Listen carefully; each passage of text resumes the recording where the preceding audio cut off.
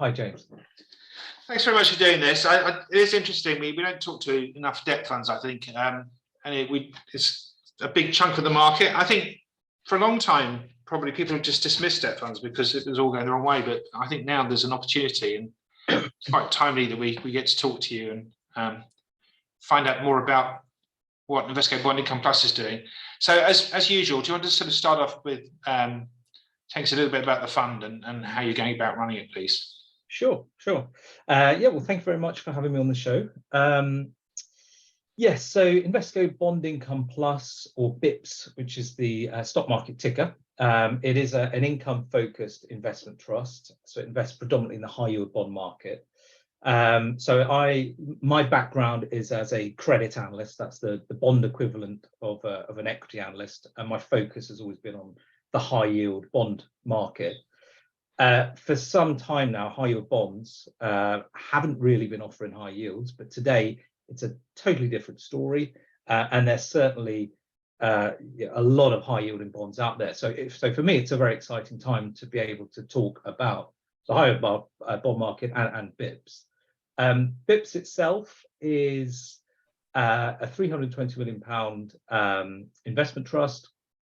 It's where I get to invest in high-yield bonds, but really I can make full use of the investment trust structure, which I think is very well suited to the high bond market. The dividend yield today, if I start there, is around 7% based on today's share price.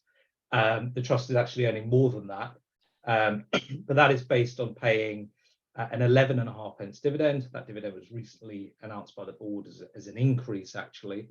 And you should think of that as that's based on what we believe the current portfolio can achieve over the next 2 to 3 years. And the board of the trust are very keen that we don't increase the dividend and then cut it again in a year's time. And the idea has always been for BIPS and the 2 predecessor trusts, which were merged to create BIPS last year. It's always been about a very clear message to shareholders in terms of what to expect for dividends. So it used to be 11p, now it's 11.5p, and obviously with that people can very easily figure out what dividend yield they can earn based on today's share price. So currently paying 7%.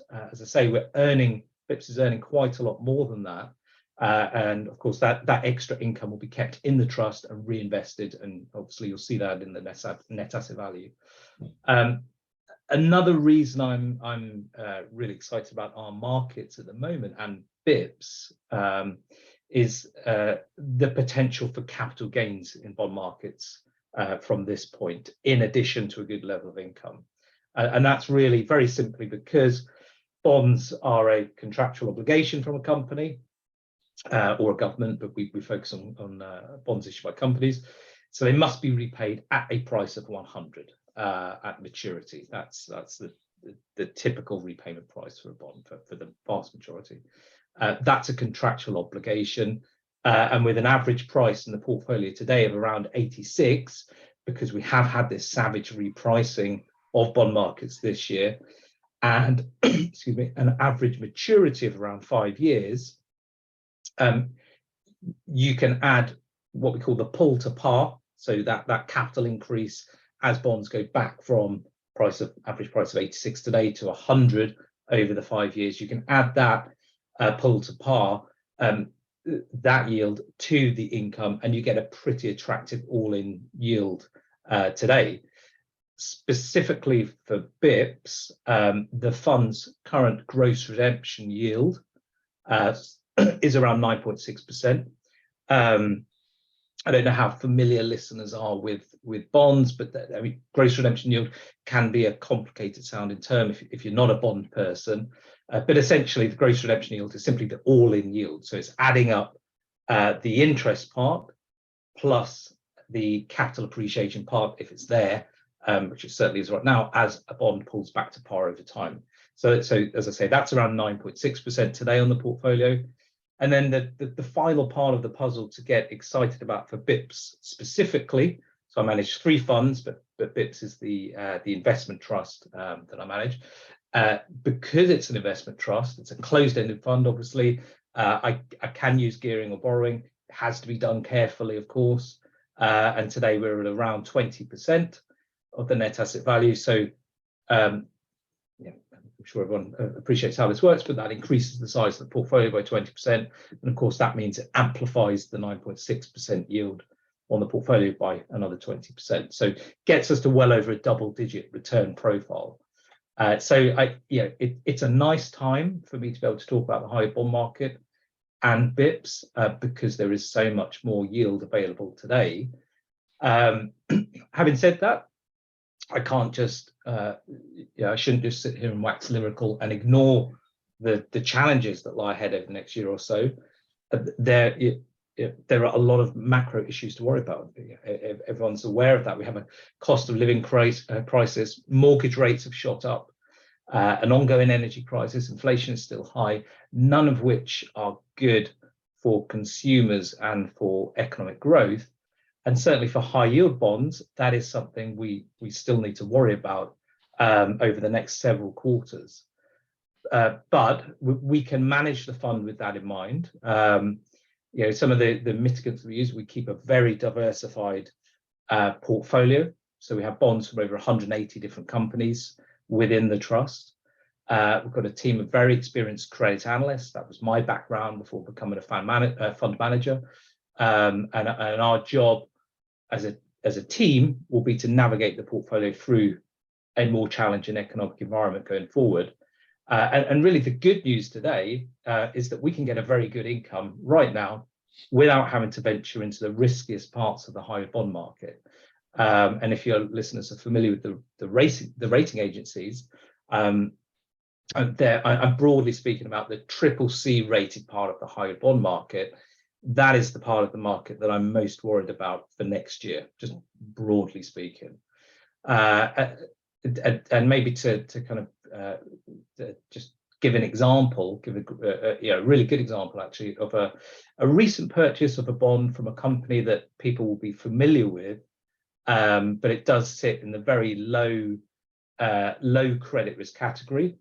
So it will still pay BIPs a handsome return over the next 10 years. Oh, thanks, James. It's not actually on in the presentation, but I will talk about these bonds on the slide now. But Centrica bonds.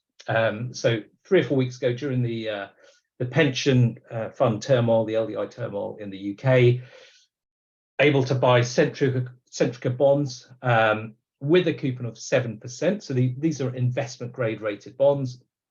They were issued way back in September 2008. So during the financial crisis, when the market really demanded a high level of coupon of 7% for a company like this.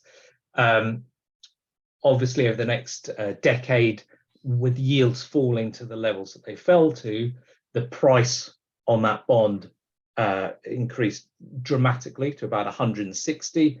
That meant that the yield was down at around 1.5%.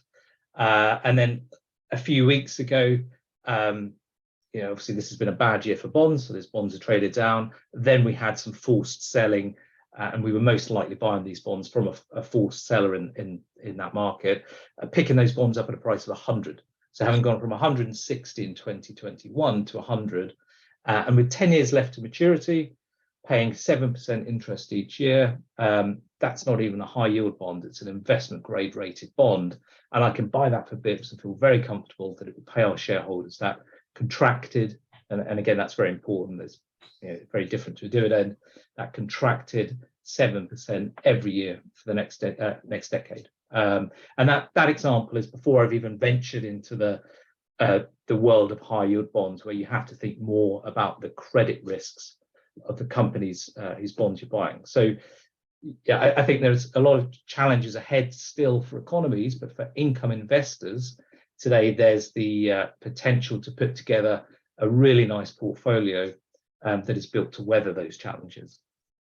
Cool. Okay. So actually, I pulled this slide up a bit too early, maybe. But this is an example of what you're saying, really, about the pricing. Yeah. It is. Yeah. I mean, we've put 3 examples on here that I've been talking about recently. All bonds that we purchased very recently. So let me talk through them. So on the left-hand side, these we call them primary issues, primary purchases. So as in new bonds that were issued into the market. The top left is Verisure. So Verisure is a Swiss alarm and security company, issued a bond in October with a 5-year maturity to October 27, and had to pay a coupon of 9.25%. The second bond there, we've called it the called bond. So this is what they were refinancing. That only had a coupon of 3.5%. In 2021, they'd come to the market and they'd issued a bond with a coupon of only 3.25%. For 6 years maturity. So you can see, to go from issuing a bond at 3.25% in 21 to in October of this year, having with the company looking not dramatically different, but the market being dramatically different, and the market demanding 9.25% compensation. And that, for us, that's a really attractive prospect, because if a company can afford to pay that much higher level of interest on its debt, then great. We can buy that, we can put it into the portfolios, and we can feel very comfortable. And really, all that's happening there is we're seeing creditors, so bond investors, we're creditors, we're lenders to these companies. We are suddenly getting the benefit, the value out of these companies, rather than previously shareholders. And in this case, it's a private equity. So it's great to see that kind of shift from the equity side to the creditor side. And this year we've seen very limited new issuance, as you would expect. This is very typical when the market is volatile and weak. Very limited new issuance, but when we have seen new issuance, the coupons that are being issued at are dramatically different. The second example there is Deutsche Bank. They issued a bond with an even higher coupon of 10%. And again, really good news to be getting income like that into the trust. And certainly Deutsche Bank has had issues over the past few years, but the bank has taken a lot of positive steps since then. So on the primary side, and this is a 23-24 story, as companies come to issue bonds going forward, we expect them to be paying much higher coupons. And that's going to be really good news for bond investors looking for income. At the same time, we're not just waiting for that to happen. We've seen very limited new bonds being issued this year.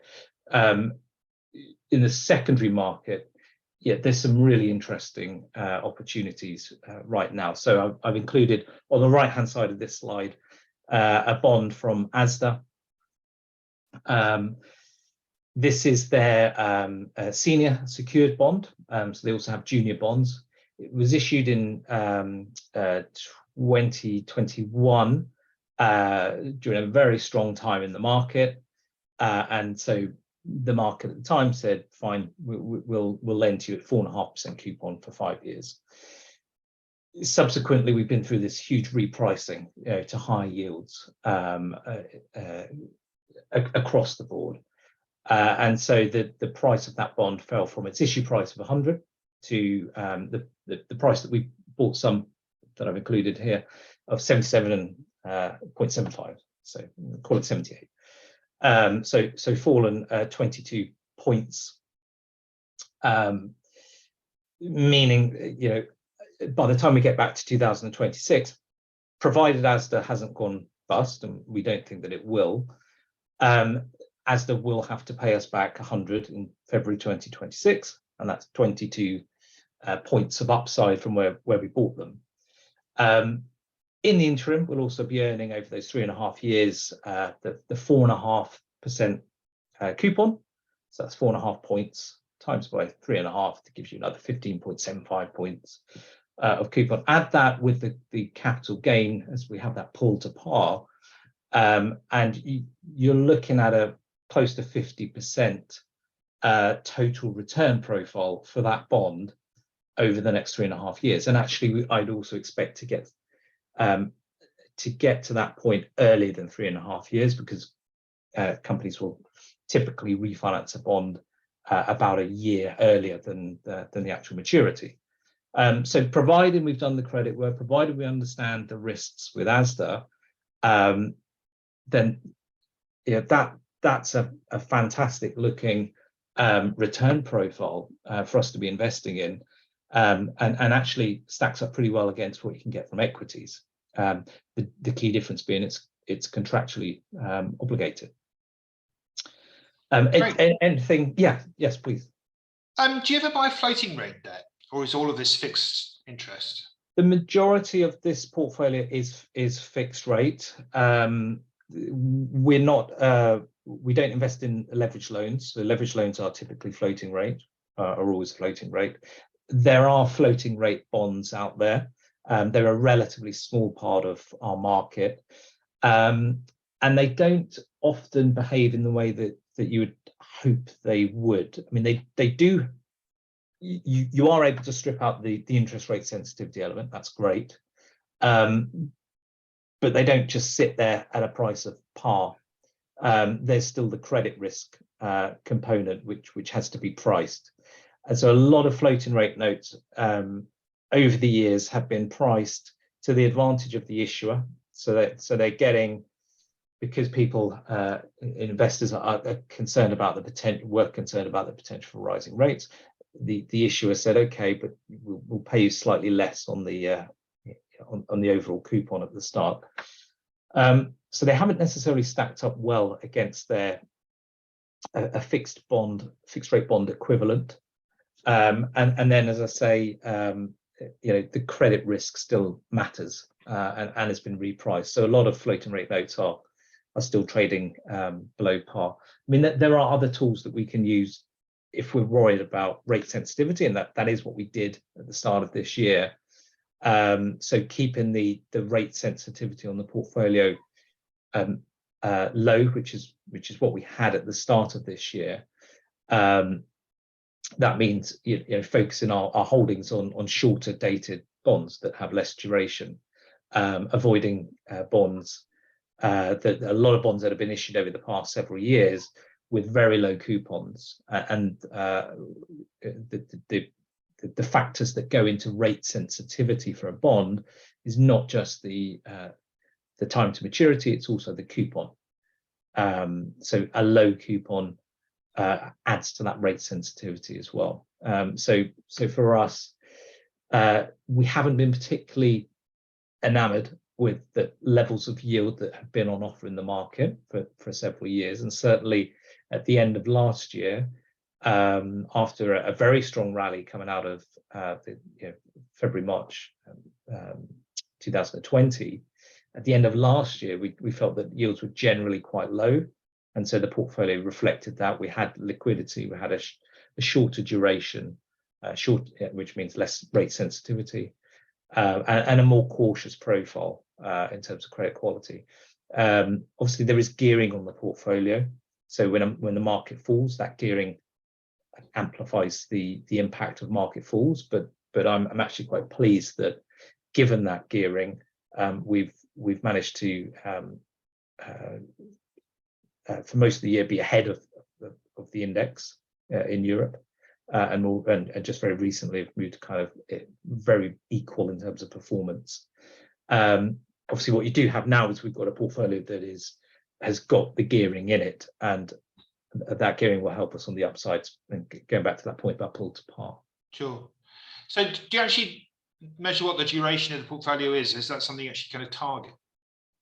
Yeah, we measure it. So today it's around 3.5. So that's a modified duration figure. So again, going back to that point I made about the average maturity on the portfolio is 5, but because of the coupons being a little higher, you end up with a modified duration of 3.5. And modified duration just means, in theory, if a bond or a portfolio of bonds are in a market where yields rise by 1%, then the price falls by 3.5%. So it's as simple as that. So it gives us a rough idea. It never works out exactly like that, but it gives us a rough idea as to what the price sensitivity, the sensitivity of the portfolio in terms of price is to a change in yields. There's something controversial in the investment company sector. Should people be really worried about what the NAV return is, or the NAV number is, or should they be looking at the whole return for the portfolio? Yeah, I mean, I would always say, please look at the total return for this portfolio, and that is because we've had a period of low yields, and so eking out a decent level of income has been the priority, and it's been tough to make capital gains on top of that. And obviously, as yields fall, bonds do go up in price, and that has been reflected in the portfolio over the last decade plus. But more recently, it's a lot harder. And the lower the yields get, the less upside there is. Today, it's like I say, it's a great position. It's a great starting point. We've been through a pretty horrendous, savage market for bonds this year. So yeah, I mean, we look at the total. We would say, please look at the total return on the NAV for this fund. Fair enough. Now, this has breaks the portfolio down by credit rating. How much sort of credence do you give to third-party credit ratings, or do you? Yeah, it's a good question. Yeah, we do our own credit research. So the credit rating agencies are often behind the curve, as everyone knows, and the market will have kind of figured things out way before the credit rating agencies will move on the credit or on the rating. I mean, they certainly give you a very good idea as to broadly speaking what the credit risks are. So yeah, a company that is rated BB, we know it's a good quality company, and it's not going to be in our view something that should be rated weak single B or CCC. But we have our own team of analysts. Like I say, that's my background, and really for us it's very bottom up. It's meeting with companies, hearing them present every quarter, ideally if most companies in the high market do report quarterly. So going through their financials, really focusing in on the cash flow statement. That's incredibly important for us as bond investors, because we're worried about getting the coupons and getting repaid. We're less about the story, which is more important to an equity investor, simply because we receive we get paid interest and we get our money back. But we don't participate in the upside in the way that shareholders do if a company does very well. So we'd actually prefer slightly more boring companies that don't have very grand plans for growth, in a way, because it means that we've got more certainty over what their financials will look like going forward. So it's a very granular bottom-up approach, meeting companies, looking at their results every quarter, and thinking about the company, thinking about their sector, thinking about the challenges that they face, trying to form a credit opinion. So what are the credit risks? What are the risks to me as a creditor? And then contrasting that with where their bonds are trading, and do we think that that's enough yield or not enough yield? Is a bond offering a lot of yield for those credit risks, and then that will dictate whether we want to add, sell, hold a particular bond. Okay. So you said there's about sort of 20% gearing on the fund. What are you paying for that? And what's the kind of structure of that? Well, it was free, and and at one point I was being paid. We were actually being paid to borrow money, so that's a great position. I mean, that helps when yields are very low, because obviously the borrowing cost and the yields that we can invest in are linked, are very closely linked. Today we're at about 2% on average, and we borrow via repos. Not as complicated as it sounds. It simply means taking a bond in the portfolio, go to one of our 4 bank counterparties, or go to all 4, ask them for a quote in terms of how much they would charge us for them to hold that as collateral against a loan from them for a period of 3 months. Pick the cheapest, and then effectively the bank gets to hold the bond as collateral, but we receive all of the benefits. So we receive the coupons, the benefit of that bond going up in price. It's just a loan from the bank using the bond as capital, as collateral. This slide answers one of the questions here about how many holdings you've got. Yeah. So it's actually quite, I mean, it's a very diversified portfolio. What's the reason behind that? Yeah, so just to be clear on the issues versus issuers. So an issuer is Lloyd's at the top. Lloyd's might have several issues of bonds, so you'll end up with a lot more individual bond line items, 255, than you do issuers. Issuers 185. The logic really is a higher bond fund. It's a different risk reward profile to an equity fund. Going back to that point earlier about the upside. So for an equity investor, the upside is in theory unlimited. For a bond investor, the upside is capped. It's either it's the coupons when you buy a bond at new issue, or if you buy them now in a weak market, it's that upside on to par plus the coupons, but it's not unlimited in the way that equities are. The downside are not. I mean, the downside in equity is a complete loss. The downside in bonds is less. We're creditors, so we rank above equity.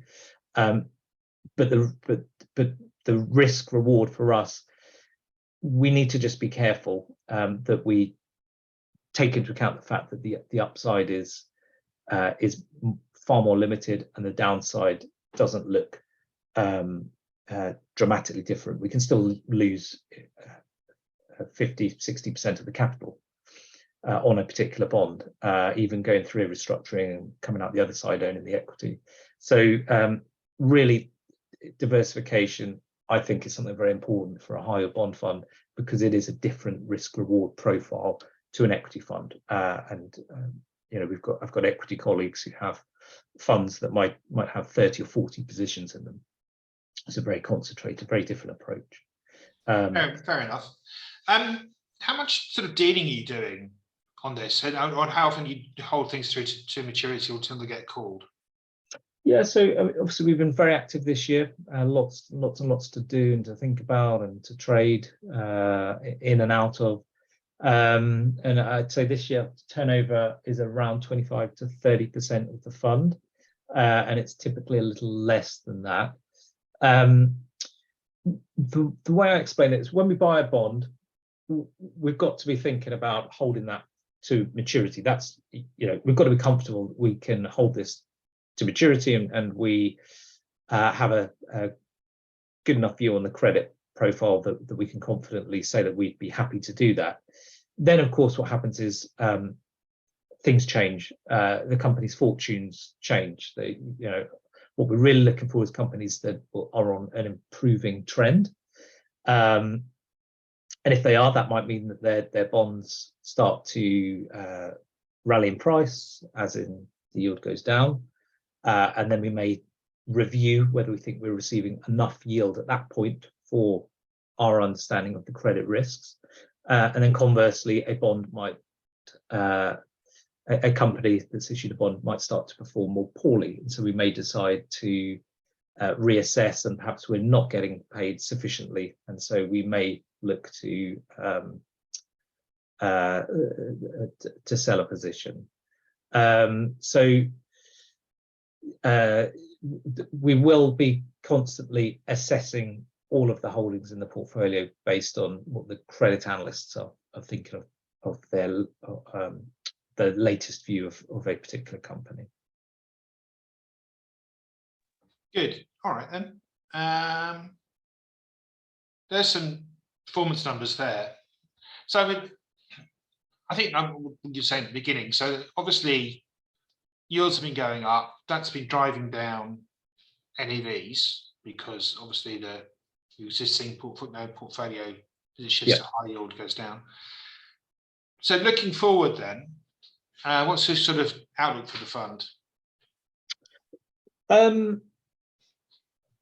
Yeah, I mean, it's always a difficult question. I mean, I don't like giving any kind of forecast or anything like that, but the way I would frame it is going back to the point at the start about the all-in yield on the fund today being 9.6%. So that's the gross redemption yield. The average maturity is around 5 years. And then, of course, we've got the gearing on top of 20%. So you're looking at, on that basis, that's a double-digit return per annum for 5 years. And that's theoretical based on what the bond maths is at the moment. But provided we do not, provided we don't have too many defaults in the portfolio, and that's a very important topic as well, then that is what the portfolio will do on average over 5 years. Obviously, it will never look as smooth as that, but that is what it's set up to do. So that's a nice way to look at, I think, the portfolio in terms of an anticipated return profile going forward. I think we must talk about this before we finish up. So obviously, this is the sort of downside, isn't it? The yields go up, but the default risk rises. Is that something that you're at all worried about with the portfolio? Yeah, we always worry about defaults. Yeah, I mean, it's our that's what every analyst has to focus on. What are the credit risks and avoiding defaults. So first of all, what do I think of the outlook for defaults? I've mentioned borrowing costs are rising for companies. I think we're in a structural shift to higher yields. And so as companies come back to the market and look to refinance, they're going to have to face higher levels of borrowing cost. And for some, and this is where that term zombie companies comes into play, for some, it will be a problem. So I think over time, given the fact that we are in this, I don't think yields are going back to where they have been anytime soon. I'm not going to rule that out because who knows what's going to happen in the world. But anytime soon for sure.